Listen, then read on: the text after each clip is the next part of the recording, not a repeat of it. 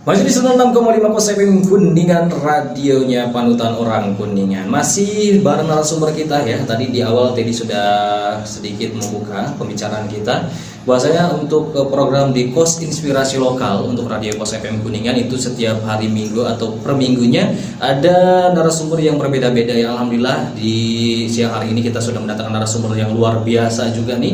Tadi di awal sudah disebutkan ini Pak Ustadz Haji Muhammad Fahmi Paujan Indonesia sebagai pengasuh Pondok Pesantren Nurul Huda Kertawangunan.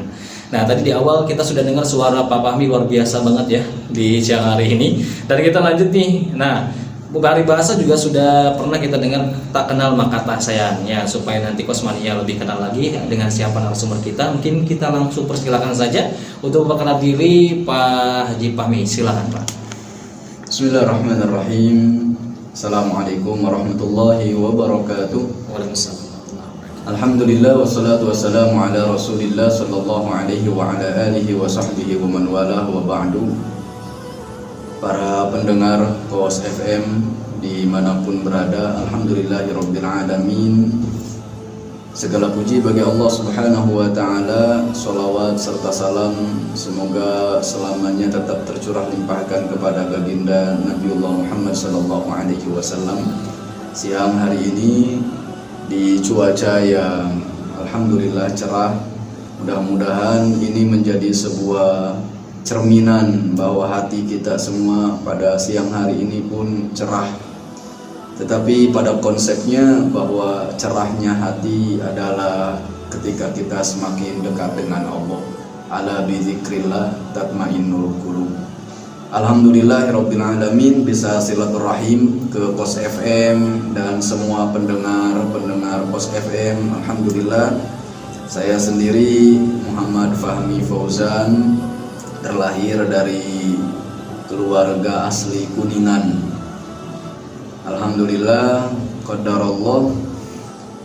Kalau secara pendidikan atau secara akademik, pertama dari mulai SD pesantren, udah mulai menghafal Al-Quran dan lain sebagainya. SMP di Kuningan, lalu selanjutnya Madrasah Ali atau SMA itu di Tasik, dan dilanjutkan menuju ke Al-Azhar. Tentunya ini merupakan sebuah amanah dari Allah Subhanahu wa taala. Karena ilmu itu merupakan amanah, maka ilmu itu bisa memiliki dua. Yang pertama adalah bisa menjadi penolong, dan yang keduanya mungkin juga bisa menjerumuskan. Sehingga ini alhamdulillahirabbil alamin, wadah yang Allah amanahkan untuk mentransfer ilmu, Allah siapkan amanahnya berupa yayasan Pondok Pesantren Nurul Huda Kertawangunan. Alhamdulillahirabbil alamin. Ini pesantren sebenarnya basicnya adalah pesantren salafiyah ya. Jadi ya, ini pesantren salafiyah yang mana merupakan pesantren yang tradisional, mengkaji kitab-kitab kuning dan kitab-kitab klasik, baik yang merupakan klasik ataupun kontemporer yang sekarang. Alhamdulillahirabbil alamin, qadarullah. Selesai dari Al-Azhar, saya melanjutkan amanah yang Allah karuniakan ini, dan kita bentuk menjadi sebuah yayasan. Lalu kemudian kita bentuk lembaga-lembaga formal dari mulai PAUD, lalu kemudian SDIT, SMPIT, lalu kemudian Madrasah Aliyah, dan insya Allah tahun ini kita sudah kerjasama dengan STAI Darussalam.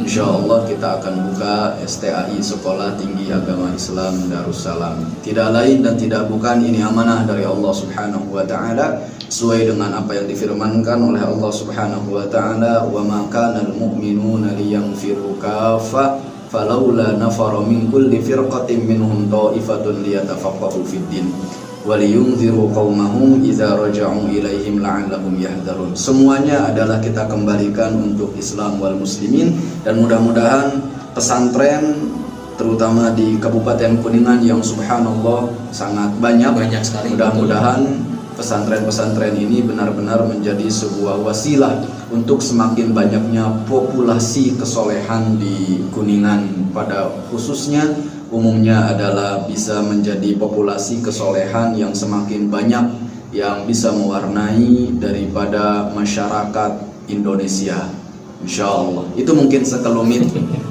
Tedia tentang profil pribadi. Ya udah itu aja lah. Tapi dari diamati tadi apa yang disampaikan oleh Pak Fahmi ini memang kan basicnya sudah dari pesantren dari dulu ya. Ya. Berarti untuk ayahanda sendiri emang awalnya ya sebagai pengurus pondok pesantren atau memang orang biasa awalnya? Ya, memang beliau juga sama. Kita memang terlahir dari keluarga pesantren. Terlahir dari keluarga pesantren. Jadi alhamdulillah ayahanda juga beliau pesantren di pesantren-pesantren salafiyah ya, yang mengkaji kitab-kitab kuning dari mulai di Buntet lalu kemudian ke ke Jawa gitu ya, dan lain sebagainya. Alhamdulillah kita keluarga memang keluarga basic pesantren gitu. Alhamdulillah. Sudah Allah berikan itu ya awalnya berarti. Betul. Ini amanah. Oke. Nah, kebetulan di tema di siang hari ini juga kita mengangkat tentang pesantren juga nih, Pak Haji ya. Kita mengangkat tema itu tentang pesantren lembaga pencetak generasi religius, intelektual dan berprestasi. Nah, mencikapi untuk tema di siang hari ini, nah, buat Pak Fahmi sendiri kan karena bisnis agama nih, apalagi beratnya itu adalah lulusan dari Kairo. Nah, ini paling berat menurut saya pribadi, itu paling berat untuk memegang amanah untuk memajukan yang ada di wilayah Kertawangunan terutama nih. Nah, menurut Pak Fahmi sendiri gimana nih untuk masalah tema untuk cara memajukan generasi religiusnya, terus dari intelektual sampai dengan yang berprestasi di lembaga yang didirikan? Ini kita melihat pada tatanan masyarakat sekarang ini gitu ya, bahwasanya subhanallah di satu sisi masyarakat ini dari sisi teknologi dan kemajuan secara keilmuan itu subhanallah sangat maju, sangat pesat sekali. Cuma memang yaitu tadi, yang pertama adalah mungkin karena kita hidup itu sudah mulai ke akhir zaman. Yang kedua adalah mungkin keteladanan itu semakin krisis gitu. Maka pesantren hadir adalah untuk menjadi solusi, menjadi sebuah lembaga yang bisa mencetak orang-orang yang religius. Karena kalau untuk menjadi orang pintar itu semuanya bisa on tracking gitu ya Pak.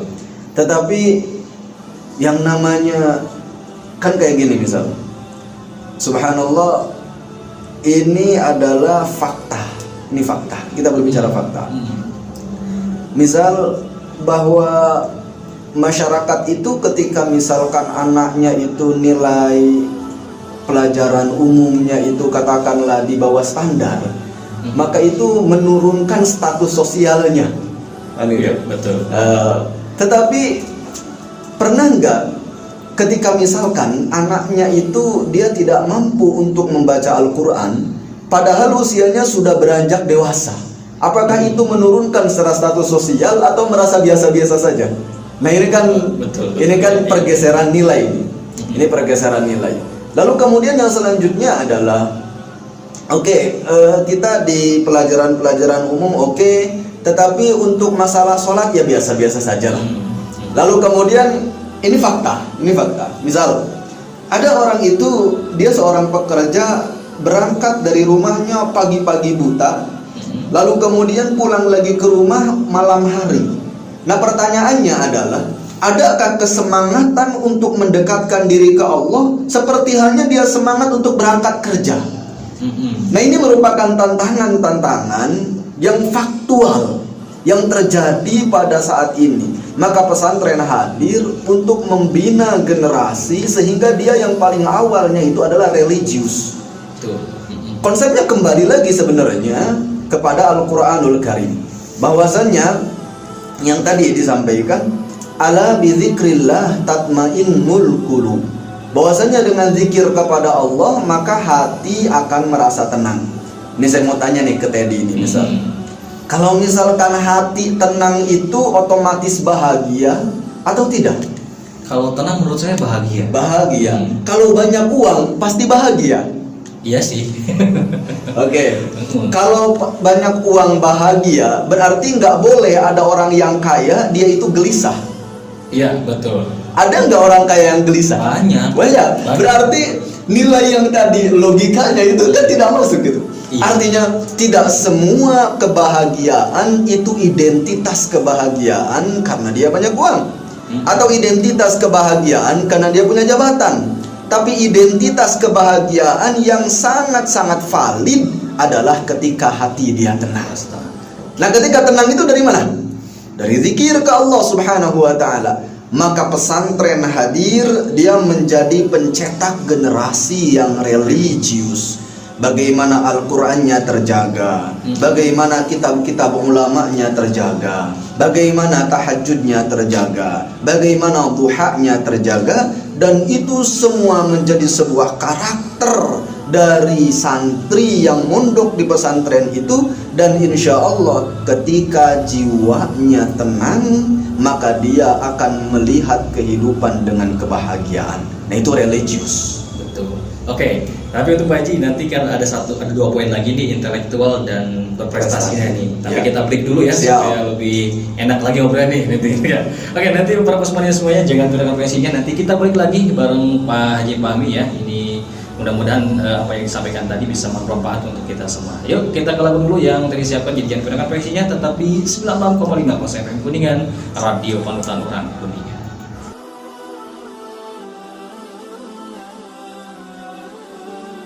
Masih di 96,5 FM Kuningan, radio panutan orang Kuningan. Balik lagi ya, masih bareng narasumber kita Pak Haji Fahmi Paujan di sore hari ini. Dan kita lanjut lagi pembahasannya nih Pak Haji. Kalau kita berbicara tadi kan masalah generasi religius itu dengan menggunakan hati yang tenang ya. Ya. Nah selanjutnya untuk meningkatkan intelektualnya seperti apa nih yang harus kita lakukan? Baik. Tentunya konsep ini berlanjut sesuai dengan apa yang Allah Subhanahu wa taala firmankan, bahwasanya dengan kemudian hati kita tenang, maka nanti masuk ke konsep yang dikatakan rijalun la tulhihim tijarah wala bay'un an dzikrillah wa iqamis shalah wa ita'iz zakah yakhafuna yawman tataqallabu fihi alqulub wal absar.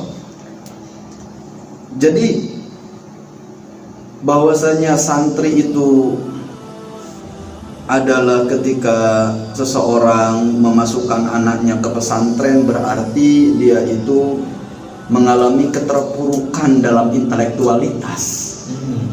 Ini bukan fakta, tapi ini itu hanya sebatas opini saja. Buktinya adalah banyak sekarang para birokrat, lalu kemudian pada pejabat dan lain sebagainya, justru mereka terlahir dari pondok pesantren. Banyaknya sekarang itu. Iya. Betul. Lalu kemudian mereka semua yang menjadi duta besar dan lain sebagainya juga terlahir dari pesantren.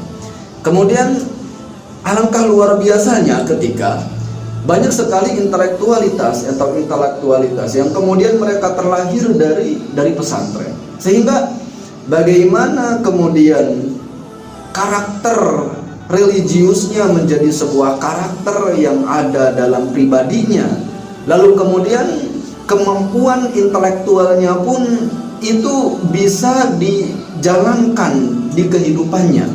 Maka ini menjadi sebuah pribadi yang luar biasa proporsional. Kita bisa lihat di zaman Rasulullah Sallallahu Alaihi Wasallam, ketika terjadi misalkan ada yang namanya Rasulullah dulu mengutus beberapa sahabat-sahabat, lalu kemudian mereka masuk baik itu ke kerajaan Persia dan lain sebagainya untuk terjadinya dialog dan lain sebagainya. Bukankah keberhasilan dialog itu adalah bukti intelektual? Iya. Keberhasilan komunikasi adalah bukti dari intelektual. Sehingga sekali lagi kami sampaikan bahwa anak yang kemudian dimasukkan ke pesantren bukan dalam artian mereka masa depannya itu tertinggal, tetapi justru ketika dimasukkan ke pesantren bagaimana hatinya diisi dengan religius, lalu kemudian keilmuannya diisi dengan intelektualitas. Sehingga subhanallah, ini menjadi satu kesatuan yang luar biasa, yang sangat maksimal. Sehingga dilanjutkan ke selanjutnya adalah berprestasi. Jadi religius, intelektual, dan berprestasi. Berprestasi yang dia kemudian hanya berdasarkan intelektual, berarti religiusnya kosong. Ketika religiusnya kosong, maka nanti yang timbul adalah kesombongan. Semakin dia berprestasi, semakin dia sombong. Semakin dia kaya, semakin merasa bahwa ini semua adalah jeripayahnya. Tidak disertakan Allah di situ. Tidak disertakan bahwasanya ini adalah karena kemurahan Allah. Ini adalah karena fadl Allah. Ini adalah karena keutamaan yang Allah karuniakan. Bisa dibayangkan ketika seorang santri, dia religiusnya kuat, lalu kemudian intelektualnya luar biasa, lalu kemudian dia berprestasi. Maka ketika dia berprestasi, dia semakin tunduk, tawadhu. Ketika dia berprestasi, maka kemudian dia semakin sederhana. Pejabat yang kemudian dia religius, dia intelektual, dan dia berprestasi dengan jabatannya, maka bukan kemudian dia mengatakan ini karena saya, bukan. Tapi dia akan mengatakan ini karena Rahman Rahimnya Allah. Lalu kemudian ketika misalkan seorang pengusaha, dia kemudian menjadi pengusaha yang luar biasa, tapi didasari dengan religius. Ketika usahanya semakin berkembang pesat, maka dia akan mengatakan ini adalah amanah dari Allah. Semakin saya kaya, maka semakin saya harus dermawan. Maka ini mungkin para pendengar Pos FM dimanapun berada, bahwa pesantren benar-benar menjadi sebuah solusi di tengah masyarakat. Dia menjadi solusi ketika keterpurukan atau krisis keteladanan, maka hadir pesantren menjadi kuat dalam religius. Lalu kemudian bagaimana ke depannya? Maka pesantren juga melahirkan intelektual yang luar biasa. Lalu kemudian ketika dia menjadi orang-orang yang berprestasi setinggi apapun, dengan intelektual dan religiusnya. Intelektual maka dia akan semakin bertambah ilmunya, religius maka dia akan semakin sadar bahwa semuanya dari Allah. Semakin sadar bahwasanya semua ini fadl dari Allah. Semakin sadar bahwa semuanya ini titipan dari Allah. Semakin sadar bahwa semuanya ini adalah episode yang diatur oleh Allah. Maka dia akan kembali pada satu konsep. Qulillahumma malikal mulki tu'til mulka man tasha, tanzi'ul mulka mimman tasha, tu'izzu man tasha, tudhillu man tasha, biyadikal khair, innaka ala kulli syai'in qadir. Nah ini mungkin Tedia dan semua pendengar dimanapun berada, jangan pernah merasa takut untuk masuk ke pesantren. Pesantren adalah merupakan sebuah lembaga yang menjadi solusi, yang menjadi hadir untuk menjawab krisis pada segala segmen di kehidupan sekarang ini. Sehingga mereka yang keluar dari pesantren, kualitas religiusnya kuat, tahajud dan lain sebagainya menjadi sebuah karakter, menjadi sebuah habit, menjadi sebuah kebiasaan yang dilakukan tiap hari. Justru ketika meninggalkan itu merasa ada yang kurang. Ini merupakan sebuah hal yang luar biasa. Apalagi ketika itu dilakukan oleh seorang anak, maka kata Rasulullah, semua kebaikan yang dilakukan oleh anak maka kemudian itu akan ngalir ke orang tuanya. Yang kedua, lalu kemudian dia keilmuannya bertambah, inteleknya semakin bertambah, dan luar biasa. Ini bisa, daya saingnya kuat anak-anak pesantren ini. Ya, daya saingnya kuat karena mereka terbiasa hidup dengan serba keterbatasan, serba cukup, maka daya saingnya sangat-sangat kuat. Ya, mentalitasnya luar biasa gitu. Karena biasa dimasuk untuk ada tamrinul mubalighin, ngomong di tengah teman-temannya dan lain sebagainya. Lalu kemudian leadershipnya juga diuji karena mereka di sana ada organisasi-organisasi kepesantrenan, leadershipnya diuji dan lain sebagainya. Maka mentalitasnya semakin teruji. Nah, itu kemudian melahirkan keintelektualan. Lalu kemudian berprestasi. Oh, banyak sekarang. Banyak keluaran dari pesantren. Mereka berprestasi di masing-masing posisinya masing-masing. Di masing-masing mereka memiliki jabatannya masing-masing, maka orang yang seperti ini itu bisa dipastikan bahwasanya nanti dia akan semakin sadar, semakin tinggi semakin sadar, semakin kaya semakin sadar bahwa semuanya ini adalah karunia dan titipan dari Allah Subhanahu wa taala. Subhanallah, ya, luar biasa penyanyinya ini disampaikannya juga nih. Nah, untuk kalau kita menyikapi dari tema di siang hari ini ya, itu tentang pesantren lembaga pencetak generasi religius, intelektual dan berprestasi nih. Nah, ini kan berarti apa yang sudah dilakukan Pak Haji sendiri ya untuk menyikapi dengan zaman yang sekarang nih, secara krisis moral ya. Krisis moral, terus anak-anak banyak sekali yang di luar batas. Ya mungkin kalau kita lihat ya, di zaman sekarang banyak anak-anak yang lebih cenderung memberontak ke orang tua nih ya, jika ini. Apakah memang solusi di pesantren yang didirikan Pak Haji ini bisa mengobati orang-orang itu seperti itu? Jadi gini, tadi ya. Kenapa ini anak dia mampu untuk berontak ke orang tuanya? Yang pertama, kesalahan itu bukan di anaknya saja, tapi kesalahan itu mungkin juga di orang tuanya. Dua-duanya. Betul. Yang pertama, anak itu dia sangat haus untuk hadirnya teladan di kehidupan. Bagaimana mungkin anak ini dia mau sholat kalau orang tuanya nggak pernah sholat kan gitu? Oh iya, betul sih. Ya? Yang kedua, bagaimana mungkin anak ini dia terbiasa dengan tahajud lah orang tuanya itu sholat subuhnya jam 6 kan ya? Iya. jadi ini adalah apa ya, muhasabah bareng-bareng. Bahwasanya kenapa yang terjadi seperti ini? Ya, yang pertama mungkin kesadaran masyarakat yang memang masih kurang. Bahwasanya melihat pesantren itu ya tadi, kalau anaknya masuk pesantren berarti dia masa depannya suram. Gitu. Ya, atau misalkan ketika orang tua itu mau masukkan ke pesantren, misalkan pesantrennya itu kelihatannya agak kumuh dan lain sebagainya, gitu kan ya. Dan lain sebagainya. Tentu ini adalah cara pandang dengan mata. Nah, kalau cara pandang dengan hati beda. Cara pandang dengan hati itu adalah bagaimana caranya si anak ini dia cukup dalam masalah duniawiyah, tetapi visioner dalam masalah ukhrawiyah. Nah, lalu kalau tadi sampaikan tadi nanya apa yang udah dilakukan, alhamdulillah qadarullah. Tahaddus bin ni'mah, sekali lagi ini tahaddus bin ni'mah.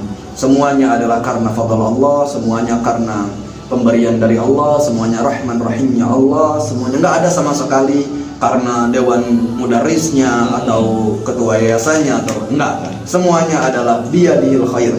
Pada genggaman kekuasaannya Allah, maka itu yang kemudian Allah jalankan. Alhamdulillah di Nurul Huda atau di pesantren Nurul Huda Kertawangunan ini semenjak kemudian saya kembali lagi ke Kuningan, maka saya membuka namanya dulu itu masih namanya itu karantina tahfidz dan Al-Quran. Lalu kemudian datang santri-santri dari berbagai wilayah. Lalu kemudian kita gembleng selama 1 bulan. Lalu alhamdulillahirabbil alamin itu ada yang sekarang itu sudah lulus dari Universitas Al-Khurtum Sudan. Ya, ada 2 orang. Lalu kemudian kalau di Mesir di Al-Azhar sekarang santri-santri kita alhamdulillah banyak, atau mungkin 10 atau 15 atau berapa orang lah di sana. Lalu yang ada lagi juga di Al-Ahqaf Yaman. Di Al-Ahqaf Yaman juga alhamdulillah ada 1 orang dari Sukabumi ya. Alhamdulillahirabbil alamin. Sehingga ya ini tadi bahwasanya yang kita bangun adalah sebuah mental ya. Kalau bangunan mungkin ya mungkin segitu-gitu aja gitu ya. Seadanya gitu ya tadi. Cuma kalau misalkan mentalitas itu jangan kemudian kita menunggu kesempatan, tapi buatlah kesempatan itu. Ya. Jadi alhamdulillah. Lalu kemudian kita juga di Madrasah Aliyah itu alhamdulillah anak-anak ada yang juara 1 pidato bahasa Inggris. Lalu kemudian sekarang beliau lanjut di UNJ, Universitas Negeri Jakarta. Lalu kemudian ada juga yang dapat beasiswa di UIN Syarif Hidayatullah Jakarta. Lalu kemudian alhamdulillah ada juga dari lulusan Aliyah Nurul Huda juga itu sekarang sudah ada di Al-Azhar Mesir. Sudah melanjutkan jejak Pak Haji juga. Iya, alhamdulillah. Ya karena memang dakwah Islamiyah itu harus tetap berlanjut sampai kapanpun ya.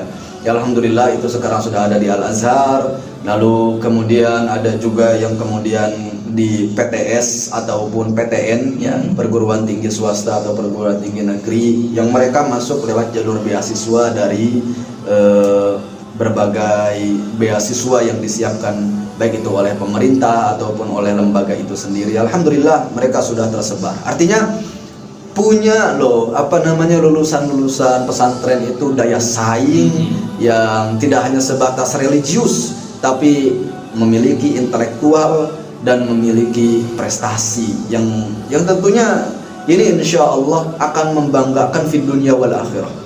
Jadi membanggakan orang tuanya di dunia dan di akhirat. Nah kayak gitu. Oke, satu lagi nih sebelum kita beri pertanyaan dari saya nih. Siap. Nah, ada kebiasaan ini. Biasanya orang tua terlalu khawatir dengan anaknya. Ya. Aduh, ini masih kecil mau dipesantrenkan nih. Menurut Pak Haji sendiri, tanggapan Pak Haji kalau misalkan ada orang tua seperti itu gimana yang harus dilakukan sebagai orang tua? Yang pertama harus sadar mungkin ya. Tadi pertama sadar bahwa siapapun yang hidup di dunia maka itu adalah amanah dari Allah. Sakit itu juga Allah yang mengaturnya. Kemudian wafat Allah juga yang ngaturnya. Ya. Nah, ketika kita sadar bahwa semuanya ini diatur sama Allah, bahwa semuanya itu tahta biyadillah, ya, tahta masyiatillah, maka yang perlu kita hadirkan adalah bagi orang tua nih ya, khususnya yang ngedengerin nih ya, bagi orang tua lebih baik kita menangis di dunia untuk berpisah sementara dengan anak-anak kita daripada kita menangis di akhirat yang tak akan pernah ada batasnya. Penyesalan tidak selalu hadir di awal, tapi penyesalan selalu hadir di akhir. Tinggal kemudian kita apakah mau menjadi seorang orang tua yang mampu menjadikan anaknya investasi dunia dan akhirat, atau anaknya ini malah menjadi hanya sebatas zinatun. Zinatun itu perhiasan dunianya saja. Maka saya pesan nih ke orang tua semuanya, tentu berat. Mungkin nanti akan ada air mata yang berderai, akan ada rasa kangen dan lain sebagainya. Tapi percaya bahwa ketika anak ini masuk ke pesantren itu sementara kok. Betul. Bisa ditengokin bulanan, bisa ditengokin mingguan. Nah kalau harian mah jangan kan gitu. Jadi bisa ditengokin mingguan, bisa ditengokin bulanan. Itu bisa ditengok.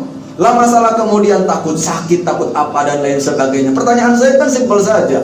Nah kalau di rumah bareng sama ibu sama bapaknya, apakah nggak pernah sakit? Sakit juga. Sakit juga.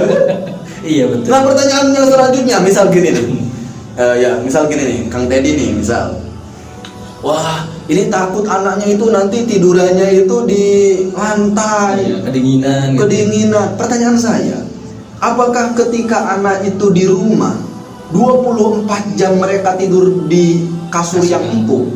Kan kalau dia lagi nonton TV tidur di lantai juga. Iya sih. Betul, iya. Ini harus dirubah paradigma pemikiran ini. Sehingga bagaimana kemudian kita merasa nyaman senyaman-nyamannya ketika anak ini ada di pesantren. Coba kalau misalkan di luar pesantren, pulang misalkan jam 2 siang, pulang jam 3 siang. Pertanyaannya, mungkin saja ada kemungkinan anak ini nggak sholat zuhur. Lah kalau dia buat dosa, orang tuanya juga kena dosa. Dua-duanya. Nah kalau misalkan sebaliknya, anak ini kemudian dia terjaga religiusnya, maka orang tuanya pun akan dapat limpahan pahala yang tak terbatas. Mantap juga nih. Nah gitulah. Oke, nanti kebetulan juga nanti kita akan bahas nih, ternyata Pak Haji juga bukan bergerak di bidang pesantren saja, tapi salah satunya untuk di lembaga pendidikan juga ada ya. Tadi Ya, dari mulai siap. SD sampai ini nanti kita bahas lagi, tapi kita commercial break dulu. Siap. Pak Haji nanti kita bahas lagi. Jadi jangan kemana-mana, tetap di stasiun di 96,5 Kos FM Kuningan, Radio Panutan Orang Kuningan.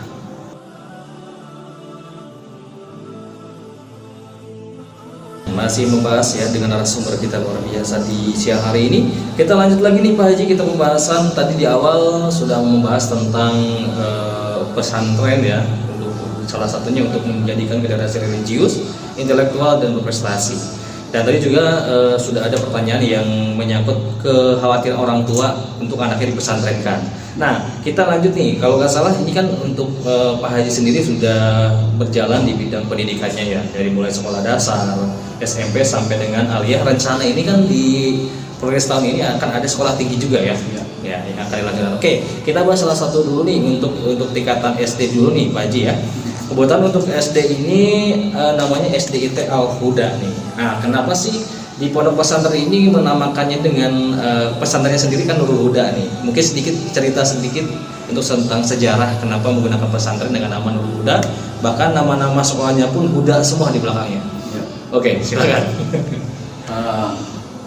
Yang pertama terkait dengan nama Nurul Huda itu, kalau nur itu cahaya. Huda itu artinya petunjuk. Jadi mudah-mudahan pesantren ini menjadi cahaya petunjuk.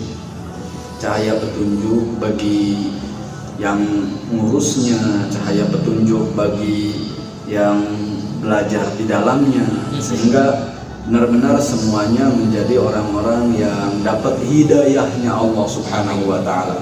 Sehingga kan konsepnya gini, Kang Jadi ini ya, bahwa kenapa orang itu kok dia mau semangat ibadah, dia mau semangat sodako, dia mau semangat hidup. Bagi orang yang dapat hidayahnya Allah, itu semua amal kebaikan tuh mudah aja bagi mereka. Tapi bagi orang yang gak dapat hidayahnya Allah, walaupun misalkan ke masjid dekat, ke pasar jauh, seringnya ke pasar dibandingkan ke masjid. Akibat tidak punya hidayah. Akibat belum Allah turunkan hidayah. Oh, Sehingga Nurul Huda artinya cahaya hidayah, cahaya petunjuk. Sehingga mudah-mudahan orang-orang yang di dalam, yang berkecimpung secara kelembagaan, yayasan dan anak-anak didiknya, para asatidnya, para kiainya, mudah-mudahan mereka semua mendapatkan hidayahnya Allah Subhanahu wa taala. Nah, itulah. Oke, nah itu ya mungkin untuk yang menanyakan, saya juga tanya kenapa sih namanya Nurul Huda, karena Nurul Huda itu banyak ya ternyata. Iya, betul. Bukan hanya di Kertawangunan saja, bahkan saya jalan-jalan ke Cirebon Nurul Huda lagi. Itu berarti saking mulianya dengan nama itu barangkali ya. Oke, kita bahas lagi nih untuk Pak Haji. Untuk kebetulan di Nurul Huda sudah ada SDIT Al-Huda ya. Ya. Nah, untuk SDIT Al-Huda ini sudah berjalan berapa tahun sih Pak untuk awal ini? SDIT Al-Huda itu berarti sekarang mau naik ke kelas 4 anak-anaknya. Berarti udah hampir 3 angkatan. 3 tahun mau keempat ya. Ya, 3 tahun mau keempat. Nah, di sini juga dijelaskan untuk visi misinya itu untuk membentuk generasi Qurani berakhlak mulia, unggul, berprestasi dan tampil berbasis bahasa ya. Ya. Nah, itu emang tujuan yang 3 tadi untuk didirikannya sekolah itu dengan cara menyampaikan visi misinya itu harus seperti apa yang Bapak lakukan? Yang pertama memang kita fokus kepada karakter. Untuk SDIT ini karakter dan Al-Quran. Ya, karakter dan Al-Quran. Bagaimana anak ini terbiasa dia dengan sholat duha. Ya, jadi pagi-pagi itu sholat duha dulu nih anak-anak SDIT ini. Sebelum pelajaran. Jadi sholat duha dulu, kita kita kasih bacaan-bacaan doa. Ya, kalau misalkan setelah sholat duha itu ada doa setelah sholat duha. Lalu kemudian cek malamnya tahajud nggak nih? Nah, gitu. Sehingga alhamdulillah ini Kang Teddy, alhamdulillah ada beberapa orang tua siswa tuh sampai bilang gini, "Ya Ustaz, itu saya tuh pernah anak saya itu lagi liburan. Lalu kemudian dia itu jam 8 pagi itu udah ke WC, lalu kemudian ambil wudhu, sholat. Setelah dia sholat, lalu kemudian nanya ke orang tuanya, Mah, kenapa mama nggak sholat? Ayo sholat duha." Subhanallah. Ini menjadi sebuah Jadi anak ini selain dia terbiasa dengan kebiasaan-kebiasaan karakter yang baik, maka dia juga kita fokuskan ke Al-Quran. Jadi SDIT ini fokus Al-Quran. Nah, nanti ketika udah kelas 4, kelas 5, kelas 6, baru kemudian kita kenalkan dengan bahasa-bahasa asing. Karena al-lughah itu sangat-sangat penting. Ya, bagaimana nanti kemudian mereka mampu berbahasa Inggris, berbahasa Arab. Bagaimana mungkin kita bisa membaca literatur ulama dulu kalau kita nggak mampu bahasa Arab? Dan bagaimana kemudian kita tidak bisa dakwah ke seluruh dunia kalau kita nggak mampu bahasa Inggris. Kayak saya tuh nggak bisa tuh ya.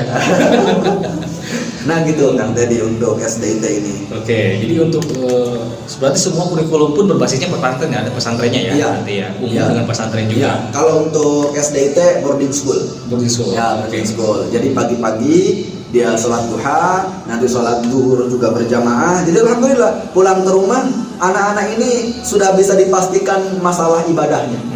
Betul. Jadi orang tua tidak perlu khawatir orang anak-anaknya ini apakah udah sholat atau belum. Nah, tinggal kemudian ketika mereka sudah nyampe di rumahnya masing-masing, nah itu bareng-bareng sama orang tuanya. Maka sering saya sampaikan, jangan sampai ibu bapak nyuruh ke anaknya sholat maghrib. Nah kalau ayahnya malah masih nonton TV kan gitu. Ya, dua-duanya harus menjadi teladan. Iya, siap. Nah, selanjutnya nih kita bicara masalah fasilitas nih, Pak Ya. Haji. Nah, fasilitasnya itu apa aja sih yang ada di SDIT?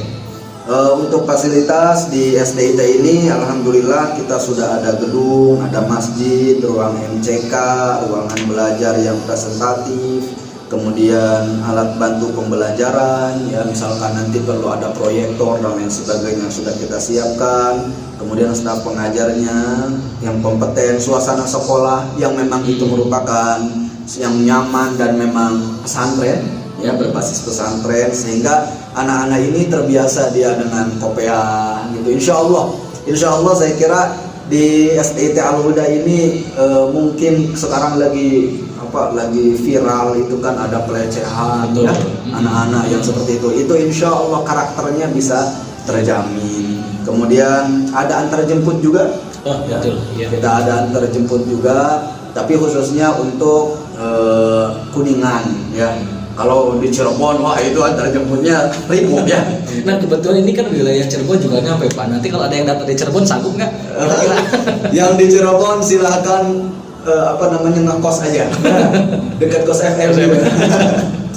Oke, nah berarti untuk antar jemput itu hanya di wilayah Kuningan saja. Kuningan saja. Oke, Betul. nah itu tadi yang disampaikan untuk di SDIT. Nah, sekarang berbenturan masalah biaya nih Pak. Ya. Nah kebetulan kan pasti orang tua ujung-ujungnya nih biayanya mahal nggak sih untuk Ya. di SDIT? Silakan untuk. Saya kira kalau untuk mengatakan mahal atau tidak itu tergantung orangnya ya. Tergantung saya mahal sih Pak. Ya. Saya sendiri maksudnya. Jadi untuk biaya SDIT ini total keseluruhan itu sebenarnya semuanya ya, karena memang ada baju-baju yang memang harus dibeli dan lain sebagainya. Nah itu total keseluruhan sekitar 2 jutaan ya, sekitar 2 jutaan. Jadi itu memang ada baju yang kembali lagi kemanfaatannya ke anak didik itu sendiri ya, ke anak didik itu sendiri.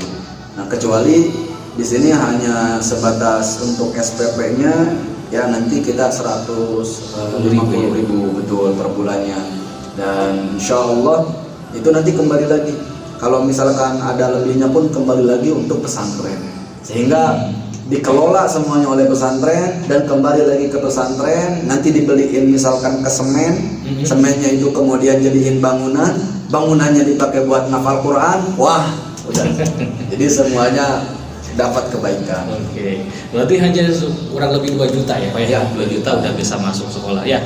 Nah itu untuk yang mau daftar nanti bisa langsung saja mungkin ya Pak ya? Ya.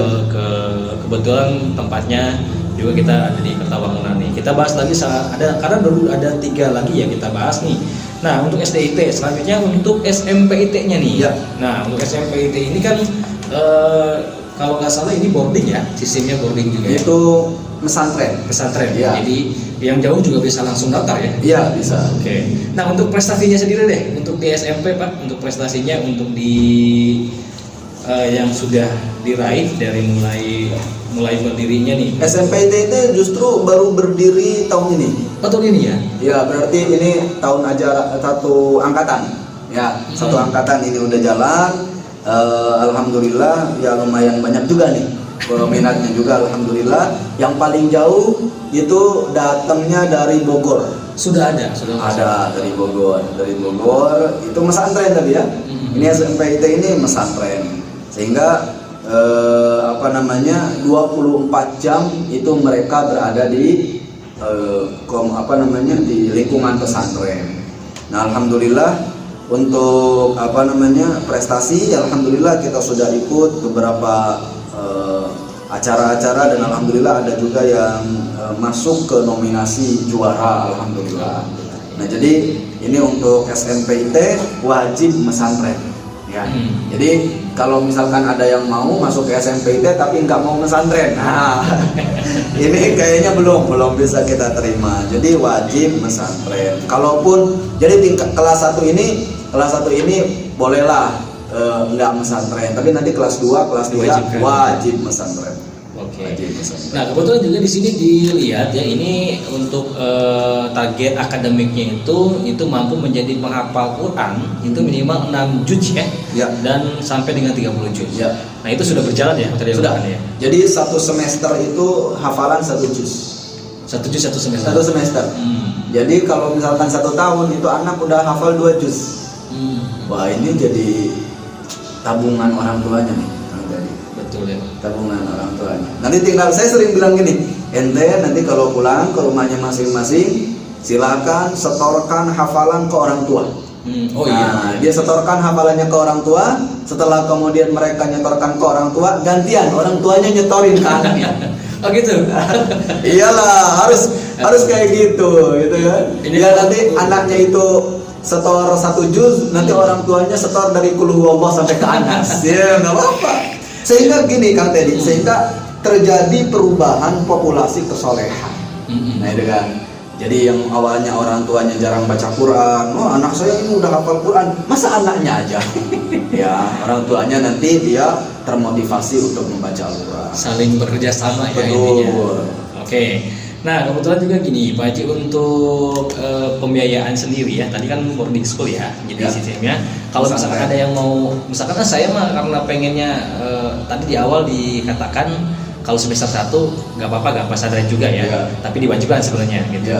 Nah, kalau misalkan ada, maka di wilayah yang paling jauh deh untuk yang sekarang sudah juga kan tadi Bogor nih. Bogor. Ada lagi nggak yang misalkan yang ingin pesantren untuk tingkatan SMP yang paling jauh selain di ini?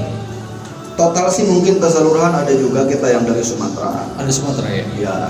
Dari Palembang dan lain sebagainya. Gitu. Oke deh. Oke. Nah, selanjutnya pembiayaan deh. Langsung nih pasti yang ditanya tuh masalah biaya lagi. Ya, biaya sama. Sekitar 2 jutaan juga. Ini dari SD, SMP sama ya? Iya. Wah, murah banget nih. Saya kalau gini saya pengen cepet-cepet nikah punya anak nih kalau kayak gini. Oke, 2 juta itu berarti untuk biaya awal. Itu awal ya, biaya awal. Tadi SD juga sama biaya awal. Nanti kesananya mah tinggal SPP-nya aja. Nah, kalau SPP tadi SDIT itu 150.000. Nah, kalau untuk SMPIT yang nggak mondok itu 200.000. 200.000 yang nggak mondok. Nggak mondok. Ya kalau misalkan dia mondok, maka total keseluruhan untuk tiap bulannya itu kurang lebih sekitar 450.000. 450.000. Ya. Murah banget sih sebenarnya ini. Ya, 450. Itu udah makan. Udah makan juga? Udah makan sehari 2 kali. Nah, tapi jangan nanyain makannya itu sama daging terus tiap hari. Ya, enggak lah. Gitu. Iya. Kirain Pak Haji mau ngasih terus kayak tadi terus ya. Nah, itu jadi untuk SMP. Selanjutnya nih ada membahas tentang madrasah aliyah nih. Iya. Nah, kalau saya lihat ini prestasi di madrasah aliyah juga ini luar biasa banget nih. Iya. Salah satunya itu kan kalau nggak salah Bapak ada penyaluran untuk ke Kairo Mesir ya. Iya. Bagi siswa yang berprestasi. Betul. Nah, ini udah berapa angkatan nih yang berangkat ke sana kira-kira? Yang memegang untuk yang khusus ke Mesir itu nanti ada di LTBA Kang Teddy, yang karantina Al-Huda. Kalau lulusan dari Madrasah Aliyah Nurul Huda itu kita baru 1 lulusan. Ya, jadi tahun ini baru lulusan yang pertama. Nah, alhamdulillah lulusan yang pertama ini sekarang sudah ada yang di Al-Azhar. Oh, sudah. Sudah ada di Al-Azhar dan luar biasa nih Kang Teddy ya. Ini kita sebatas ngobrol. Jadi ini orang tuanya Kang Teddy. Orang tuanya itu subhanallah, beliau itu orang tua yang sangat yang sangat senang dengan pesantren. Jadi bangunan-bangunan pesantren itu biasanya kalau untuk ngecatnya itu ini orang tuanya. Lalu kemudian ibunya itu suka ngebantu juga di rumah. Anaknya ke Al-Azhar sekarang. Luar biasa. Jadi kita bangun sebuah mentalitas bahwa harus punya daya saing, harus punya mental yang kuat. Selain daripada religius dan juga memiliki keilmuan yang cakap yang cukup. Oke, nah ini luar biasa banget karena memang saya lihat dari browser sini juga memang sudah ada penyaluran, bahkan mungkin ada yang sudah ke Universitas Al-Azhar Mesir, terus hampir 4 orang ya kurang lebih ini di Universitas Internasional Afrika ya, Afrika Sudan sudah ada. Wah ini luar biasanya. Untuk pembiayaan juga mungkin ini tidak jauh beda ya Pak Haji ya. Untuk pembiayaan itu kurang lebih 2 jutaan. 2 jutaan. Nah mungkin untuk SPP-nya juga ini sama 450.000. sama dengan yang sama tadi dengan SMP. Betul. Sama dengan SMP. Oke, selanjutnya nih, kalau selanjutnya ada planning bahwasanya kan Bapak ingin merintis untuk sekolah tinggi ya STI Darussalam nih. Nah, untuk prospeknya seperti apa Pak? Jurusannya sendiri, perkuliahannya seperti apa? Itu jurusan cuma satu, jurusannya adalah pendidikan agama Islam ya, program studinya pendidikan agama Islam. Jadi ini konsepnya adalah mesantren sambil kuliah. Jadi mesantren sambil kuliah. Dia mesantren di situ dan dia juga kuliah di situ. Tapi nanti kita akan bagi menjadi 3 segmen. Ada yang kemudian mesantren, ada yang kemudian mungkin nanti mau bolak-balik silakan ya. Tetapi konsepnya ini adalah mesantren sambil kuliah. Sehingga ketika dia itu kuliah, selain daripada memiliki keilmuan dalam kuliahnya, dia juga terbiasa dengan pesantrennya. Nanti di pesantren itu kita akan gali kitab kuning, lalu kemudian ketahfidz, ya kita akan gali itu sehingga mereka semua akan kita hadirkan untuk kemudian mampu membaca kitab-kitab klasik dan kontemporer. Oke, lanjut lagi ya. Siap. Oke, kita langsung di pembahasan selanjutnya ini. Kalau tadi kan dari sekolah tinggi, dari mulai sekolah dasar sampai sekolah tinggi, kalau menurut saya dari segi pembiayaan luar biasa murah banget nih. Ya. Ya, ini mudah-mudahan nanti untuk yang berminat bisa langsung saja mungkin ya untuk datang ke mana nih, langsung ke jalan di komplek Pondok Pesantren Al-Huda ya, Blok 2 di Tarikolot RT 3 RW 2 Desa Kertawangunan Sidang Agung. Nah, langsung nanti bisa langsung ke nomornya untuk di nomor call centernya ya, dicatat nih barangkali yang mau dari Cirebon segala macam yang mau daftar di nomornya, di nomor call centernya di 0232 8911 497. Sekali lagi ya, di 0232 8911 497 ya. Oke, lanjut ya. Ini kita lanjut lagi. Kebetulan tadi bidang pendidikan sudah berjalan dan kebetulan kalau saya tahu itu ada di bidang wakaf juga Pak ya. Nah, untuk Nurullah ini ada bidang wakaf yang berbasis dengan wakaf jama'i, terus wakaf investasi ukhrawiyah juga nih yang sudah berjalan di pondok pesantrennya, dan juga ada di bidang wakaf itu dengan canceleng wakaf jama'i dengan berseri. Ya, mungkin sedikit penjelasannya mungkin untuk di bidang wakaf. Ya, wakaf ini adalah untuk pengembangan pesantren yang subhanallah sekarang karena pesantren di kampus satu ini sudah nggak bisa ngebangun kemana-mana lagi nih. Jadi akhirnya kita membuka lahan baru untuk kampus 2 kita, kampus Nurul Huda 2. Alhamdulillah, insya Allah mungkin kita jalan untuk pembangunannya dan alhamdulillahirabbil alamin itu on proses. Ya, seterusnya silakan bagi Bapak Ibu para pendengar dimanapun berada untuk masuk ke badan wakaf, karena masalul ladzina yunfiquna amwalahum fi sabilillah kamatsali habbatin ambatat sab'a sanabil ilal akhiril ayat.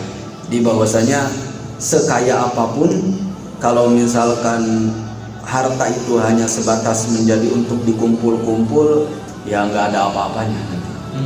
Nah, wakaf ini kita menjaring para muhsinin, mereka yang memiliki keinginan bagaimana sih caranya untuk bisa kita mendapatkan kebaikan dari anak-anak santri yang pesantren. Silakan ikutin wakaf.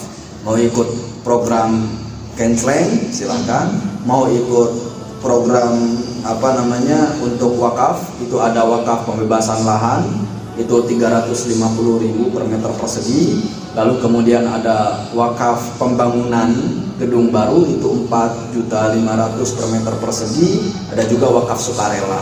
Itu bisa langsung masuk saja sih sebenarnya ke nomor rekening yayasan. Ya. Nomor rekening yayasannya. Ada nomor rekening yayasannya nih, Kang Teddy. Nih nomor rekening yayasan itu ada di Bank BNI Syariah, ada Bank Mandiri, ada Bank BRI, dan ada Mandiri Syariah. Jadi saya harapkan Ibu dan Bapak semuanya masuk semua ke nomor rekening yayasan. Jadi mohon dicatat. Barangkali nanti ada orang yang datang ke rumah ketuk pintu lalu kemudian mengatakan saya adalah dari Badan Wakaf Nurul Huda, itu hoax. Oke, betul. Karena semuanya berbasis langsung ke nomor rekening yayasan. Jadi ini lebih aman sehingga peruntukannya pun jelas dan dikemanakan uang itu semuanya dikelola oleh yayasan. Gitu Kang Teddy. Oke. Nah terakhir nih di bidang ini ya, kebetulan ada karantina Al-Huda nih. Ya, karantina Quran. Sedikit deh singkatnya untuk ini seperti apa untuk Oh iya, karantina Al-Huda ini? ini bagi Bapak dan Ibu atau teman-teman semua dimanapun berada pendengar Kos FM yang mau ikutan untuk nanti kita berjuang bersama masuk ke universitas-universitas terkemuka di Timur Tengah, silahkan bisa ikut di Nurul Huda, masuk di karantina Al-Huda yang fokus kepada tahfidz dan bahasa Arab. Ini bahasa Arab ini meliputi kecakapan dalam membaca, kecakapan dalam muhadharah, menyampaikan penyampaian dengan bahasa Arab, lalu kemudian pemahaman secara qawaid, baik itu nahwu ataupun shorof. Ya, bagi yang mau ikutan ataupun ketabir nanti, takbir itu ngarang tapi pakai bahasa Arab atau percakapan dengan bahasa Arab. Jadi nanti bisa ikutan. Syaratnya harus lulusan madrasah aliyah, SMA atau SMK sederajat ya. Lulusan itu nanti bisa ikutan di kita. Insya Allah akan dibuka dari tanggal 3 April sampai tanggal 3 Mei 2020. Insya Allah ini yang hadir itu dari berbagai pesantren se-Indonesia. Ya, nanti insya Allah kalau mau ikutan silakan mangga. Untuk call centernya mungkin nanti ke call center yang tadi satu, itu yang yayasan ya. Oke. Ya mungkin itu ya untuk para kosmandia dimanapun berada. Kebetulan sore hari. Terima kasih untuk para pembicara nih, untuk Pak Pami yang sudah menyempatkan untuk datang ke Radio Kos FM Kuningan. Mudah-mudahan apa yang disampaikan tadi bisa menjadi manfaat untuk kita semua. Dan tentunya untuk yang nanti barangkali yang mau atau ada kesimpulan terakhir, kata penutup yang akan disampaikan oleh Pak Pami, mangga. Kata penutupnya dari saya bagi semua teman-teman, ibu dan bapak, semua yang mendengar Kos FM dimanapun berada. Kesimpulannya adalah mari sama-sama kita perbaiki mindset kita. Tujuan kita sama. Atina fid dunya hasanah, fil akhirati hasanah, wa qina adzabannar. Di dunia mulia, di akhirat mulia, dan Allah bebaskan dari api neraka. Salah satu di antara solusi untuk mendapatkan itu semua atau wasilah untuk mendapatkan itu semua adalah pesantren.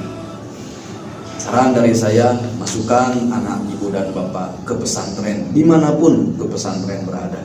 Karena pesantren adalah wadah untuk mendapatkan kebahagiaan dunia, kebahagiaan di akhirat, dan terbebasnya kita dari api nerakanya Allah Subhanahu wa taala.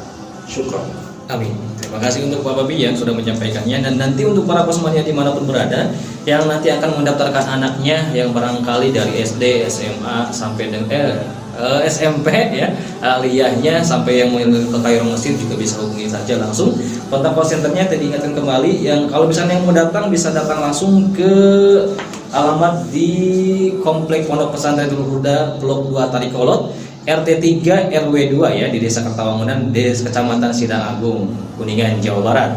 Untuk call centernya bisa langsung hubungi di 0232 8911 497 0232 8911